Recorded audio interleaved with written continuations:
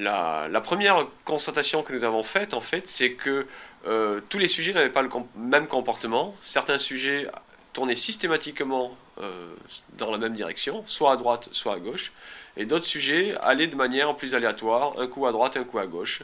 Une fois, il tournait avec un tout petit rayon de courbure, donc le cercle qu'il décrivait était de l'ordre d'une trentaine de mètres. Parfois, la trajectoire suivante, il décrivait un cercle de 500 ou 600 mètres de diamètre. Donc en fait, quelque chose d'assez aléatoire dans le comportement des sujets.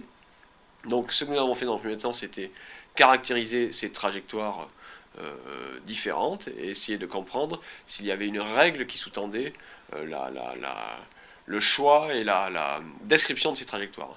Donc ça, c'était la première partie de la publication, décrire l'ensemble des trajectoires et essayer d'établir un certain nombre de faits communs à ces trajectoires.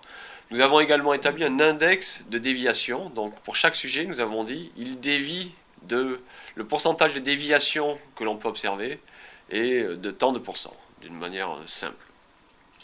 Plusieurs hypothèses ont été avancées dans la littérature pour expliquer ces déviations de trajectoire et les cercles que l'on décrivait. Pourquoi ne sommes-nous pas capables de garder le cap durant plus d'une dizaine de mètres? En fait, la première hypothèse la plus répandue était l'hypothèse biomécanique. On a une jambe plus courte que l'autre, donc on se met à tourner du côté duquel on a la jambe plus courte que l'autre. Enfin, le dahu dans sa montagne, quoi, qui tourne en rond autour de sa montagne. Donc ça a été vérifié par d'autres auteurs, ça n'était pas le cas. Nous avons pu également le confirmer dans notre étude en faisant des mesures de morphologie des différents sujets, en faisant des tests en cinématique de manière à montrer qu'il n'y avait pas d'incapacité fonctionnelle à tourner le torse par exemple ou les jambes dans une direction ou d'une autre, en tant que ce n'est pas lié ni à un système biomécanique ni à une incapacité fonctionnelle du sujet. Donc la deuxième hypothèse que nous pouvions avancer était que finalement nous avons en nous-mêmes quelque chose qui nous fait aller droit et que ce quelque chose en fait se met à dysfonctionner au bout de quelques temps.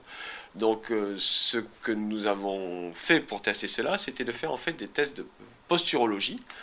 Et en fait nous avons observé que les sujets qui déviaient d'un côté, il y avait une corrélation entre la position du centre de pression et l'index de déviation que nous avions mesuré lors des différents essais menés par le sujet.